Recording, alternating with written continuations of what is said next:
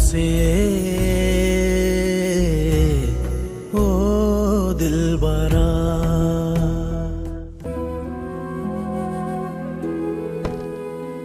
بس یہ کہا کہ ترس آ رہا ہے تم پر.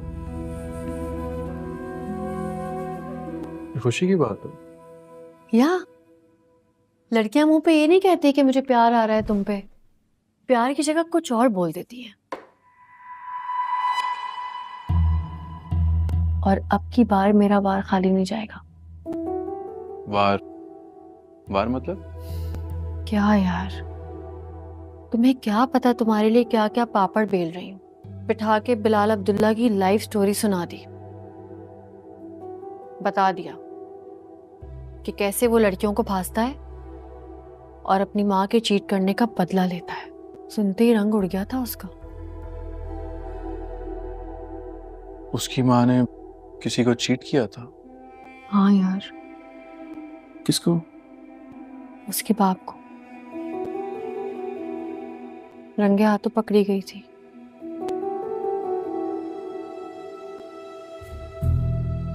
اس غم نے مار دیا اس کے باپ کو، اور اس نے اپنی آنکھوں سے اس کو تڑپ تڑپ کے مرتے دیکھا.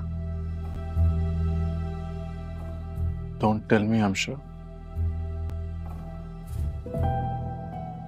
I swear عمار، یہ سچ ہے.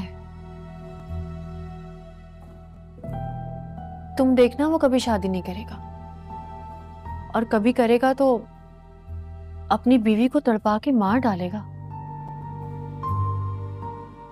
لیکن وہ ملنے ملانے بات کرنے میں تو ایسا نہیں لگتا. ڈیسنسی کا قول چڑھا رکھا ہے اس نے. اپنی مسکراہٹ کے پیچھے اپنے ارادے چھپا لیے ہیں اس نے. زاویار کو لے کے جو امریکہ گیا ہے اس کے پیچھے کوئی ارادہ ہے اس کا؟ یو مین صدف کو پھانسنے کے لیے 8 کروڑ لگائے گا، اس کے بھائی کے لیے اپنا وقت برباد کرے گا؟ ایسا تو نہیں لگتا وہ. آزما کے دیکھ لو. نہیں، آزمانے میں کہیں صدف کو کھو دیا تو مر جاؤں گا میں. ڈر گئے ہو نا؟ ہاں.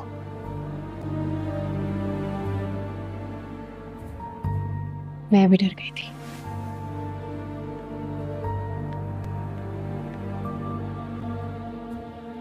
جب صدف نے آفس میں پہلی بار قدم رکھا میں بھی ڈر گئی تھی.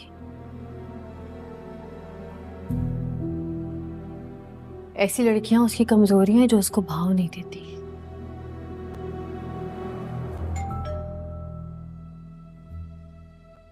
8 بج گئے؟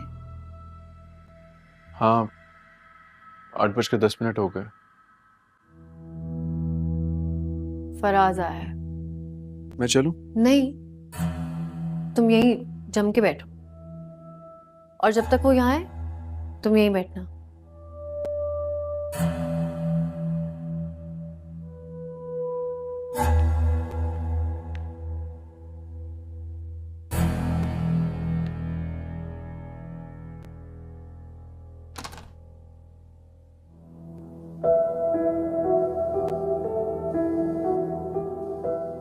آجو.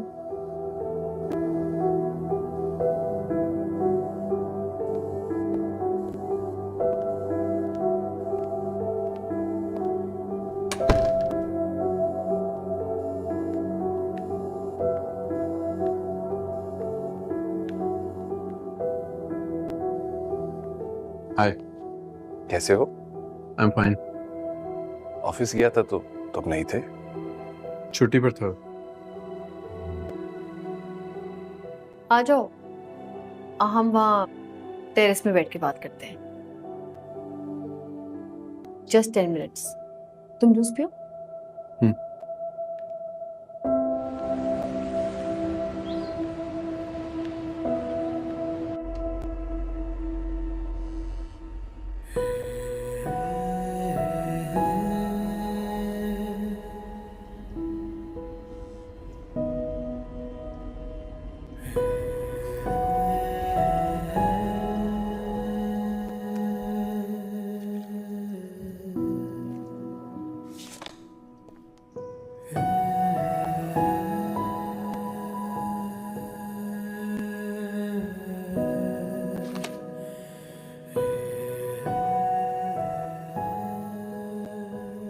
بہت بہادر ہو یار.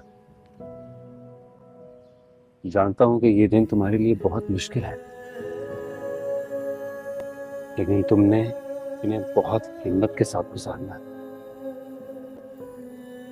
لیکن ڈر لگتا ہے،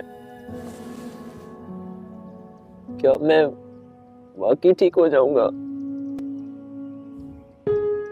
بالکل ٹھیک ہو جاؤ گے. Just a matter of time. ہم سب تمہارے لیے دعا کر رہے ہیں. تم جلدی بالکل ٹھیک ہو جاؤ گے، اور پھر ہم وہ سب کچھ کریں گے جو تمہیں پسند ہے. پرامس. کیا ہم کرکٹ کھیل سکیں گے؟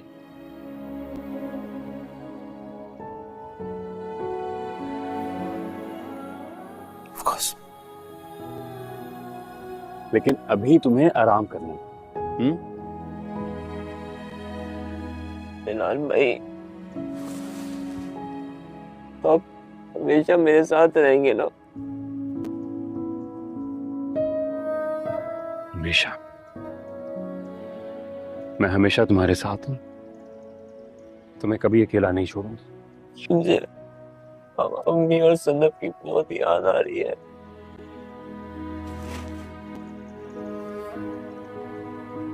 جانتا ہوں یار، امی اور صدف بھی تمہیں بہت یاد کر رہے ہیں. تمہارے لیے ہر لمحہ دعا کر. جیسے ٹھیک ہو جاؤ گے ہم جائیں گے نا ان کے پاس. مجھے ڈر لگتا ہے اگر کچھ ہو گیا تو میں امی اور صدف سے مل بھی نہیں سکوں گا.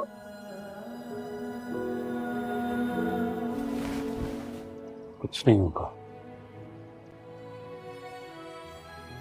اللہ ہمارے ساتھ ہے. اور تم یہ سب کچھ بہت کامیابی کے ساتھ گزار لو.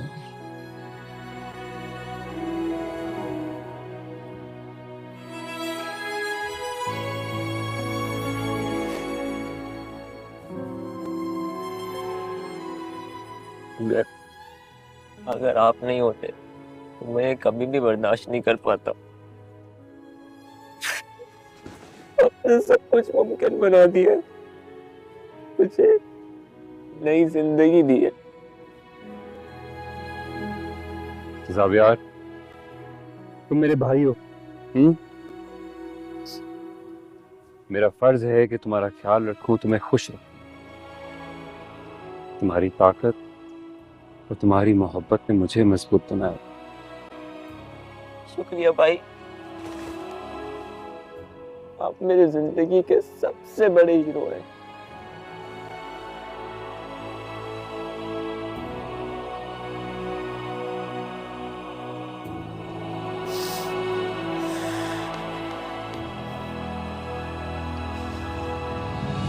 جب وہ زاویار کو لے کر واپس آئے گا تو آ کر ملے گا مجھ سے. کیا کہے گا؟ تمہارا ہاتھ بھی مانگ سکتا ہے. جو سب کہتے ہیں کہ میں پیے بغیر جی نہیں سکتا، ان کو بتا دو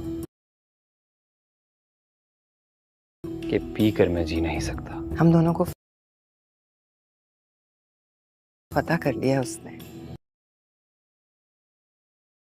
وہ تم پر جادو کر رہے ہیں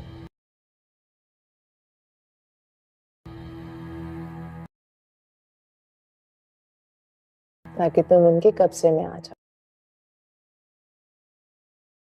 محبت کا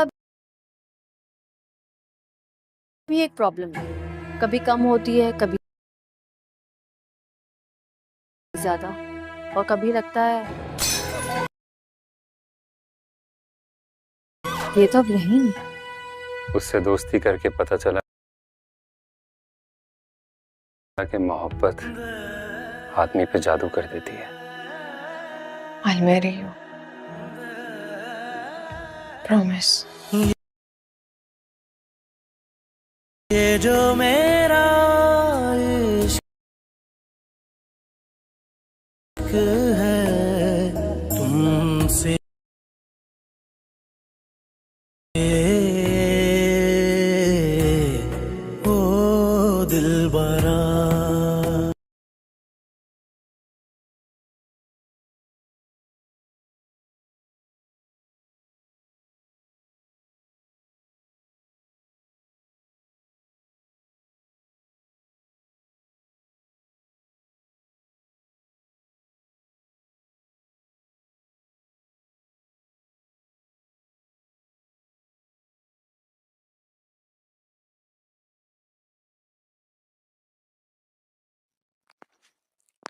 دل نادان کی حال ہے کہ اس میں یہ دکھایا جاتا ہے کہ دانیہ جنید سے طلاق لینا چاہتی ہے۔ جنید اپنے گھر والوں کو سمجھانے کی بہت کوشش کرتا ہے کہ یہ جھوٹ بول رہی ہے، یہ نہیں چاہتی کہ ہم دونوں ایک ہوں۔ وہ اپنے ماں باپ کو یہ بات سمجھانے کی کوشش کر رہا ہوتا ہے تو اس پر اس کا باپ کہتا ہے کہ تم اب اپنی حرکتوں سے باز آ جاؤ، تمہارے لیے اب یہی بات بہتر ہوگی کہ تم دانیہ کے ساتھ اپنی زندگی ہنسی اور خوشی گزارو، اور اگر تم نے ایسا نہ کیا تو پھر تمہاری زندگی میں مجھ سے برا کوئی نہیں ہوگا۔ اس پر جنید کہتا ہے کہ آپ لوگ سمجھنے کی کوشش کیوں نہیں کر رہے کہ وہ مجھ سے طلاق لینا چاہتی ہے۔ تو اس پر اس کا باپ کہتا ہے کہ میں اب تم سے ایک لفظ بھی نہیں سنوں گا اس بارے میں۔ اس کے بعد وہ وہاں سے چلا جاتا ہے اور اس کی ماں بھی وہاں سے چلی جاتی ہے۔ دادی اور جنید بس وہاں کھڑے رہ جاتے ہیں۔ جنید اپنی دادی سے کہتا ہے کہ دادی جان، آپ تو میری بات کا یقین کر سکتی ہیں نا، مجھے نہیں پتا کہ دانیہ کیا کھیل کھیل رہی ہے، وہ مجھ سے طلاق لینا چاہتی ہے۔ وہ کہتا ہے کہ اگر وہ مجھ سے طلاق نہ لینا چاہتی اور ایسا کوئی کھیل نہ کھیل رہی ہوتی تو اس کا شوہر ہونے کے باوجود مجھے یہ بات کیوں نہ معلوم تھی کہ وہ ماں بننے والی ہے۔ مجھے تو یہ بات تب پتہ چلی جب وہ ہاسپٹل میں تھی، حالانکہ اس کو تو یہ بات سب سے پہلے مجھے بتانی چاہیے تھی۔ نہ جانے اس نے مجھے یہ بات کیوں نہ بتائی، پتہ نہیں وہ کیا کھیل کھیلنا چاہ رہی ہے، اس کا اصل مقصد کیا ہے میں یہ جان نہیں پا رہا۔ اس کے بعد دادی اسے حوصلہ دیتے ہوئے کہتی ہے کہ تم فکر مت کرو، میں دانیہ کو سمجھانے کی مکمل کوشش کروں گی، تم نے یہاں پریشان نہیں ہونا۔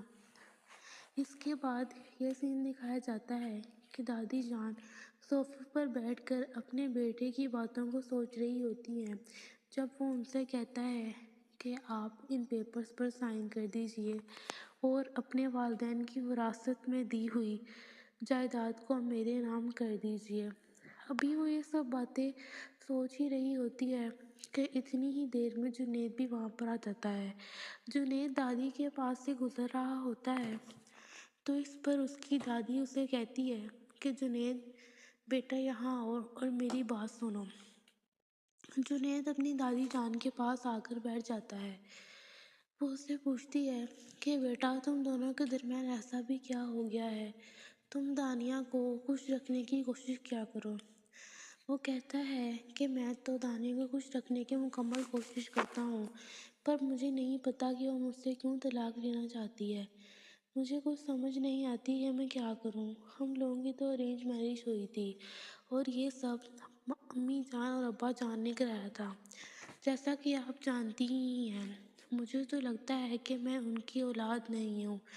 وہ اپنی دادی جان سے کہتا ہے کہ دادی جان آپ مجھے بتا دیجئے میں ان کی سگی اولاد نہیں نہ ہوں۔ تو اس پر وہ کہتی ہے کہ نہیں بیٹا، ایسی بات نہیں سوچتے، تم تو میرے لاڈلے ہو، تم تو بالکل اپنے دادا جان پر گئے ہو، وہی چہرہ، وہی مزاج، وہی عادتیں۔ وہ کہتی ہے کہ کاش میرا بیٹا بھی اپنے والد جیسا ہوتا، لیکن افسوس تو اس بات کا ہے کہ وہ بالکل ان کے برعکس ہے۔ اس نے ہمیشہ دنیا داری ہی کی ہے، دنیا داری ہی نبھائی اور بس اس دنیا کو دکھانے کے لیے دکھاوے میں ہی ساری زندگی گزار دی، اور یہاں تک کہ اس نے اپنی جنت بھی گنوا دی۔ اس بات پر جنید تھوڑا پریشان ہوتا ہے اور وہ اپنی دادی جان سے کہتا ہے کہ دادی جان کیا ڈیڈ نے آپ سے کچھ کہا ہے؟ پلیز آپ مجھے بتائیے کہ ڈیڈ نے آپ سے کیا کہا ہے، آپ مجھے بتائیں کہ انہوں نے آپ سے کیا بات کہی ہے۔ اس پر دادی جان چپ ہو جاتی ہے اور وہ جنید کو کوئی جواب نہیں دیتی۔ اس پر جنید اپنی دادی جان سے کہتا ہے کہ ٹھیک ہے، آپ نہیں بتائیں گی، آپ کو میرے سر کی قسم آپ مجھے بتائیں کہ انہوں نے آپ سے کیا کہا ہے۔ اس پر دادی جان اس کو ساری بات بتاتی ہیں کہ کیسے اس کے باپ نے اس کو بلیک میل کیا ہے کہ وہ اپنی ساری جائیداد اس کے نام لگا دے۔ اس پر جنید فوراً سے اپنے باپ کے کمرے میں چلا جاتا ہے اور اس سے کہتا ہے کہ ابا جان، کیا آپ کو شرم نہیں آتی کہ آپ دادی جان کو بلیک میل کر رہے ہیں انہی کی پراپرٹی کے بارے میں؟ تو وہ اس سے کہتا ہے کہ تم میرے اور بی جان کے معاملے میں نہ پڑو، کیونکہ میں نے تو بی جان کو کچھ بھی نہیں کہا اور نہ ہی میں نے انہیں بلیک میل کیا ہے۔ میں نے تو بس بی جان سے اپنا حق مانگا ہے، اور حق مانگنے میں کیسی شرم، اس لیے تمہارے لیے یہی بہتر ہوگا کہ تم یہاں سے چلے جاؤ۔ لیکن جنید وہاں سے نہیں جاتا۔ وہ اپنے ڈیڈ سے کہتا ہے کہ ڈیڈ، آپ کو کیا لگتا ہے کہ آپ مجھے یہاں سے بھیج کر ساری بات کو ادھر ادھر کر دیں گے؟ آج ایسا کچھ بھی نہیں ہونے والا۔ آج میں اس بات کا جواب یہاں سے لے کر ہی جاؤں گا۔ آپ ایک اچھے باپ بھی نہیں ہیں اور نہ ہی ایک اچھے بیٹے بن سکے ہیں۔ آپ ہمارے بھی گناہ گار ہیں اور اپنی ماں کے بھی گناہ گار ہیں۔ وہ کہتا ہے کہ تم یہاں سے چلے جاؤ۔ میں نے تم سے کہہ تو دیا ہے کہ تمہارا میرے اور میری امی جان کے معاملات میں پڑنے کا کوئی تک نہیں بنتا۔ لیکن جنید بار بار یہی بات کہتا ہے کہ میں آج آپ سے جواب لے کر جاؤں گا۔ آپ اپنے آپ کو سمجھتے کیا ہیں؟ وہ اپنے باپ کو بہت برا بھلا کہنے لگ جاتا ہے۔ وہ کہتا ہے کہ آپ تو ہمارے گناہ گار ہیں، آپ نے تو اپنی ماں کا بھی دل دکھایا ہے۔ تو اس پر اس کے والد کو غصہ آ جاتا ہے اور وہ اس کے منہ پر تھپڑ رسید کر دیتا ہے۔ اس پر جنید کہتا ہے کہ ڈیڈ، آپ کو کیا لگتا ہے کہ آپ اس طرح میرے منہ پر تھپڑ مار کر ساری بات کو رفع دفع کر دیں گے؟ لیکن آج ایسا کچھ بھی نہیں ہوگا، کیونکہ آج میں آپ سے جواب لیے بغیر ہی جاؤں گا، اور میں اس بات کو جان کر رہوں گا کہ آپ ایسا کیوں کر رہے ہیں۔ تو اس پر جنید کا والد اس سے کہتا ہے کہ تم یہاں سے چلے جاؤ، اور تمہارے لیے بہتر یہی ہے کہ تم ہمارے معاملات میں نہ پڑو۔ اس کے بعد جنید وہاں سے چلا جاتا ہے اور اپنی دادی جان کے پاس آ جاتا ہے۔ وہ اپنی دادی جان کے پاس آ کر پھوٹ پھوٹ کر رونے لگ جاتا ہے اور کہتا ہے کہ دادی جان، آپ دیکھ لیں، ڈیڈ اور موم نے میرے ساتھ کیا کچھ نہیں کیا۔ وہ پھوٹ پھوٹ کر اپنی دادی کی گود میں لیٹ جاتا ہے اور رونے لگ جاتا ہے۔ دادی بھی اس کو دیکھ کر غمگین ہو جاتی ہے اور رونے لگ جاتی ہے۔ اس کے بعد یہ سین دکھایا جاتا ہے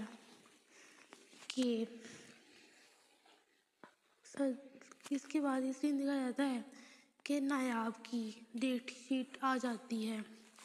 نایاب بائی کھڑی ہوتی ہے تو اتنی ہی دیر میں جنید بھی وہاں سے گزر رہا ہوتا ہے۔ جب جنید وہاں سے گزر کر جا رہا ہوتا ہے تو اس کی نظر اپنی بھابھی پر پڑتی ہے۔ وہ اپنی بھابھی سے کہتا ہے کہ بھابھی جان، آپ یہاں پر کیا کر رہی ہیں؟ آپ کو تو اس وقت آرام کرنا چاہیے۔ تو وہ کہتی ہے کہ میں اپنی ڈیٹ شیٹ دیکھ رہی ہوں، میری ڈیٹ شیٹ آ گئی ہے اور اگلے ہفتے سے میرے پیپر شروع ہو رہے ہیں۔ تو اس پر وہ کہتا ہے کہ اس میں پریشانی کی کیا بات ہے؟ آپ کی تو مکمل تیاری ہے نا، تو پھر آپ کو کوئی مسئلہ پیش نہیں آنا چاہیے۔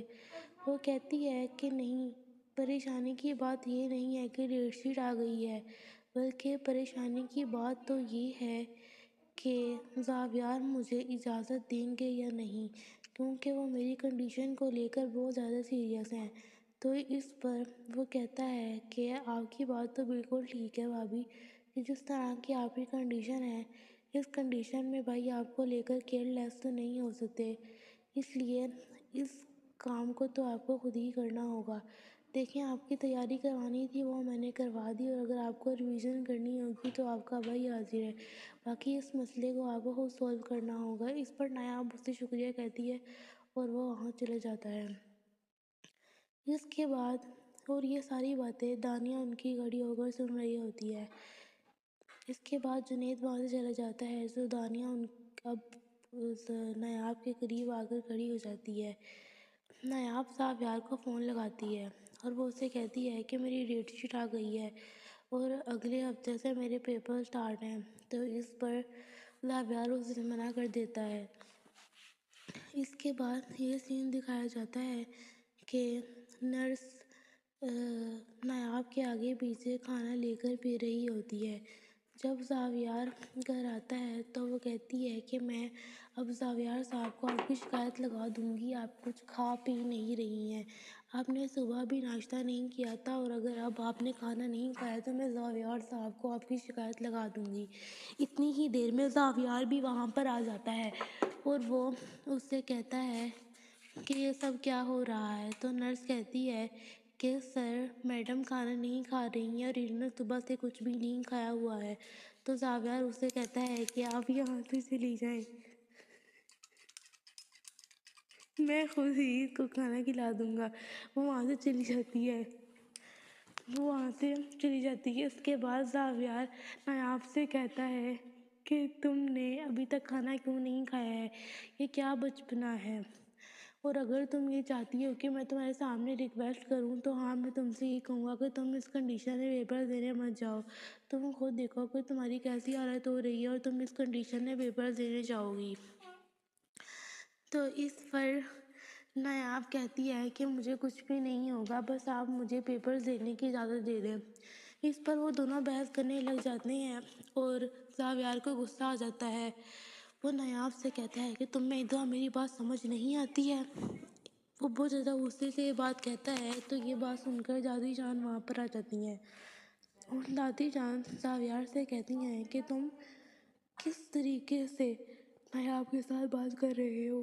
وہ کہتا ہے کہ دادی جان یہ ضد کر رہی ہے کہ پیپر دے گی اور آپ خود ہی یہ بات نوٹ کریں کہ اس کی کس قسم کی کنڈیشن ہے اور یہ کیسے پیپر دے گی۔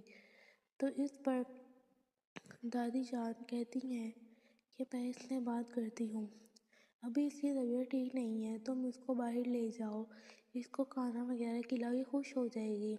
تو اس پر زاویار کہتا ہے کہ یہ کبھی بھی خوش نہیں ہوگی، یہ ہمیشہ اپنی منمانی کرتی ہے اور اب بھی یہ ضد کر رہی ہے۔ یہ بات سن کر نایاب کا دل بہت زیادہ غمگین ہوتا ہے اور وہ وہاں سے چلی جاتی ہے۔ اس کے بعد دادی جان زاویار سے کہتی ہیں کہ زاویار یہ تم کس طریقے سے اس سے بات کر رہے تھے، تم تو جانتے ہو کہ اس کنڈیشن میں عورت کس قسم کی چڑچڑی ہو جاتی ہے، اس لیے تمہارے لیے ضروری ہے کہ تم اس کا خیال رکھو۔ دادی جان زاویار سے کہتی ہیں کہ اب تم اس کے کمرے میں جاؤ اور اس کو کھانا کھلاؤ۔ دیکھو نا نرس بھی تو کہہ رہی تھی کہ اس نے صبح سے کچھ بھی نہیں کھایا ہے، اس لیے تم جاؤ اور اس کو کھانا کھلاؤ۔ تو اس پر زاویار کہتا ہے کہ پتہ نہیں میں نے نرس کیوں ہائر کی ہے جب یہ سارے کام مجھے ہی کرنے ہیں۔ اس کے بعد زاویار بھی وہاں سے چلا جاتا ہے۔ اس کے بعد یہ سین دکھایا جاتا ہے کہ تانیہ اپنی ایک کسی دوست سے بات کر رہی ہوتی ہے۔ وہ کہتی ہے کہ مہوش تم کہاں ہو اور تم کب تک پہنچ جاؤ گی؟ تو اس کے بعد وہ کہتی ہے کہ ٹھیک ہے میں بھی پہنچ رہی ہوں اور تم بھی پہنچ جاؤ۔ اس کے بعد یہ دکھایا جاتا ہے کہ دانیہ اپنی کسی دوست سے ملنے جاتی ہے۔ وہ اس سے کہتی ہے کہ دانیہ تم اس قدر پریشان کیوں ہو، لگتا ہے تم ابھی تک زاویار کے چکر سے باہر نہیں نکلی۔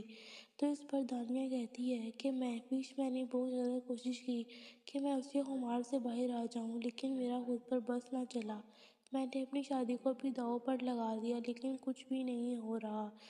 تو اس پر اس کی دوست کہتی ہے کہ اس میں پریشانی کی کیا بات ہے، تم خود ہی تو بتاتی ہو کہ جنید اور اس کی بھابھی کی بہت بنتی ہے، تو تم کوئی ایسی سچویشن کریٹ کرو کہ سب کو ان کے رشتے پر شک ہونے لگ جائے۔ تو اس پر دانیہ کہتی ہے کہ میں نے بہت دفعہ ایسی کوشش کی ہے کہ ایسی سچویشن بنا لی جائے لیکن ایسا کچھ بھی نہیں ہوتا۔ تو اس پر اس کی دوست کہتی ہے کہ ٹینشن کی کیا بات ہے، آج کل تو ایسے اتنے فیک سافٹ ویئرس آ گئے ہیں کہ کسی کا بھی کسی کے ساتھ ریلیشن جوڑنے میں 2 سیکنڈ لگتے ہیں۔ تو اس پر دانیہ بہت زیادہ خوش ہو جاتی ہے۔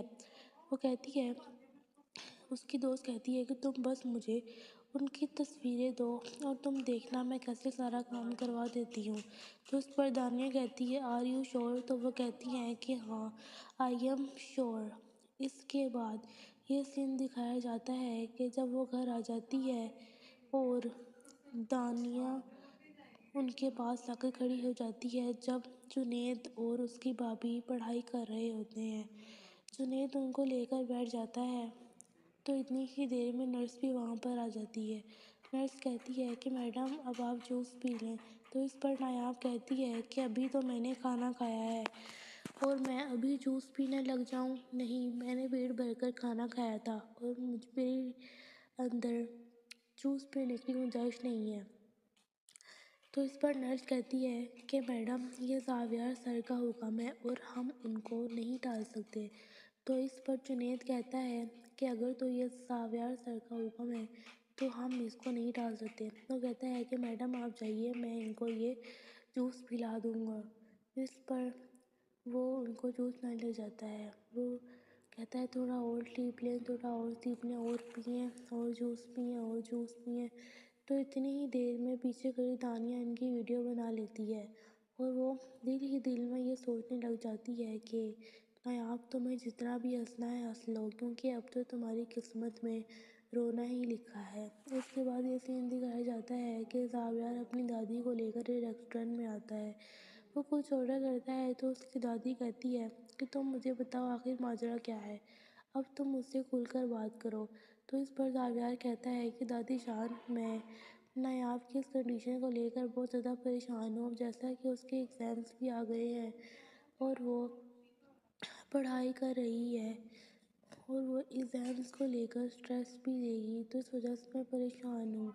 تو اس پر دادی کہتی ہے کہ بیٹا تمہاری بات ٹھیک ہے، لیکن وہ یہ سب کچھ تمہارے لیے ہی تو کر رہی ہے۔ تو اس پر زاویار کہتا ہے میرے لیے؟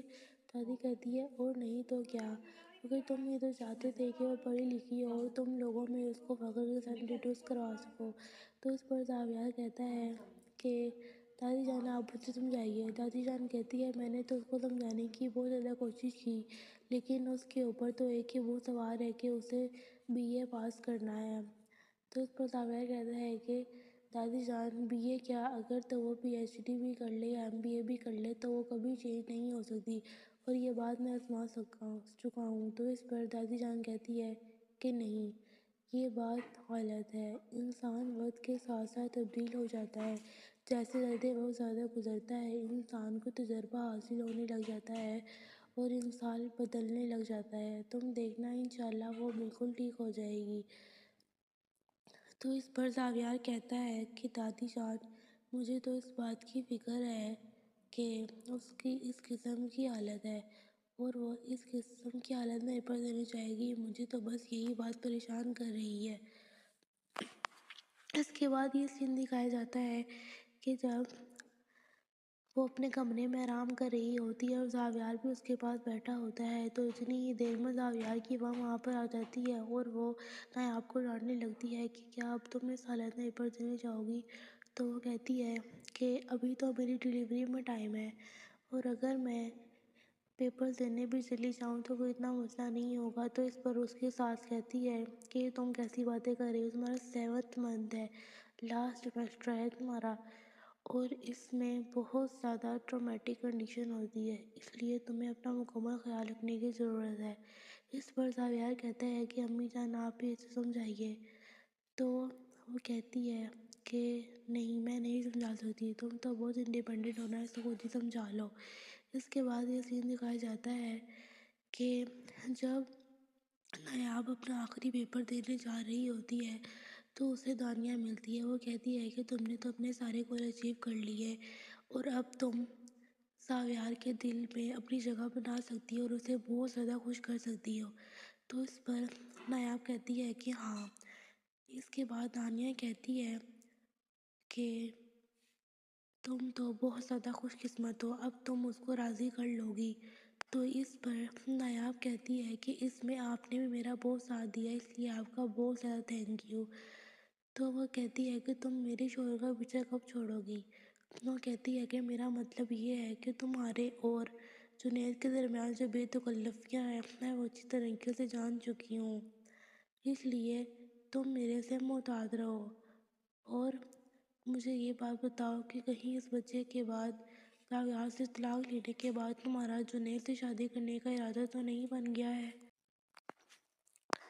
دل نادان کی حال ہے کہ اس میں یہ دکھایا جاتا ہے کہ دانیہ جنید سے طلاق لینا چاہتی ہے۔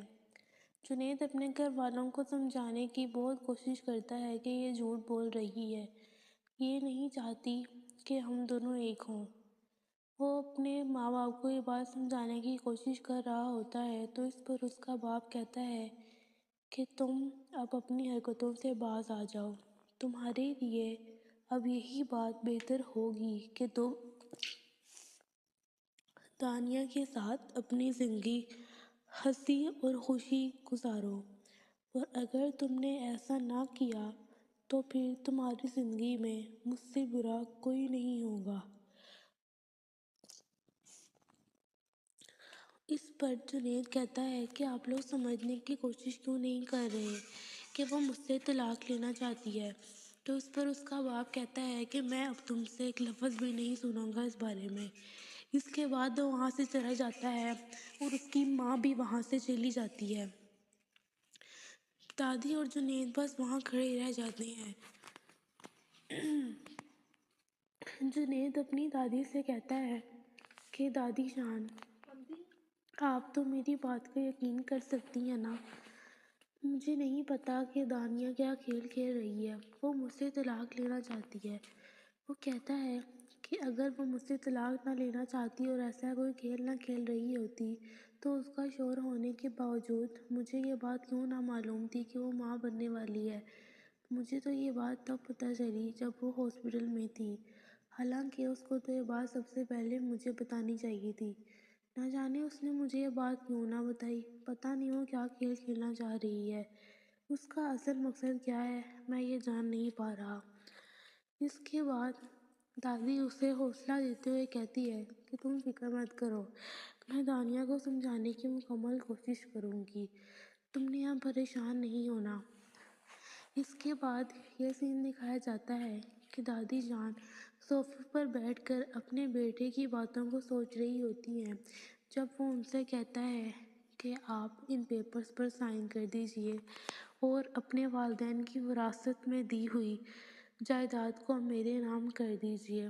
ابھی وہ یہ سب باتیں سوچ ہی رہی ہوتی ہے کہ اتنی ہی دیر میں جنید بھی وہاں پر آ جاتا ہے۔ جنید دادی کے پاس سے گزر رہا ہوتا ہے تو اس پر اس کی دادی اسے کہتی ہے کہ جنید بیٹا یہاں آؤ اور میری بات سنو۔ جنید اپنی دادی جان کے پاس آ کر بیٹھ جاتا ہے۔ وہ اس سے پوچھتی ہے کہ بیٹا تم دونوں کے درمیان ایسا بھی کیا ہو گیا ہے، تم دانیہ کو خوش رکھنے کی کوشش کیا کرو۔ وہ کہتا ہے کہ میں تو دانیہ کو خوش رکھنے کی مکمل کوشش کرتا ہوں، پر مجھے نہیں پتا کہ وہ مجھ سے کیوں طلاق لینا چاہتی ہے۔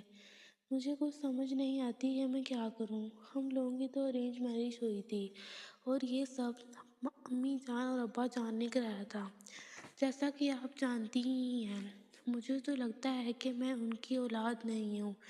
وہ اپنی دادی جان سے کہتا ہے کہ دادی جان آپ مجھے بتا دیجئے میں ان کی سگی اولاد نہیں نہ ہوں؟ تو اس پر وہ کہتی ہے کہ نہیں بیٹا، ایسی بات نہیں سوچتے، تم تو میرے لاڈلے ہو، تم تو بالکل اپنے دادا جان پر گئے ہو، وہی چہرہ، وہی مزاج، وہی عادتیں۔ وہ کہتی ہے کہ کاش میرا بیٹا بھی اپنے والد جیسا ہوتا، لیکن افسوس تو اس بات کا ہے کہ وہ بالکل ان کے برعکس ہے۔ اس نے ہمیشہ دنیا داری ہی کی ہے، دنیا داری ہی نبھائی اور بس اس دنیا کو دکھانے کے لیے دکھاوے میں ہی ساری زندگی گزار دی، اور یہاں تک کہ اس نے اپنی جنت بھی گنوا دی۔ اس بات پر جنید تھوڑا پریشان ہوتا ہے اور وہ اپنی دادی جان سے کہتا ہے کہ دادی جان کیا ڈیڈ نے آپ سے کچھ کہا ہے؟ پلیز آپ مجھے بتائیے کہ ڈیڈ نے آپ سے کیا کہا ہے، آپ مجھے بتائیں کہ انہوں نے آپ سے کیا بات کہی ہے۔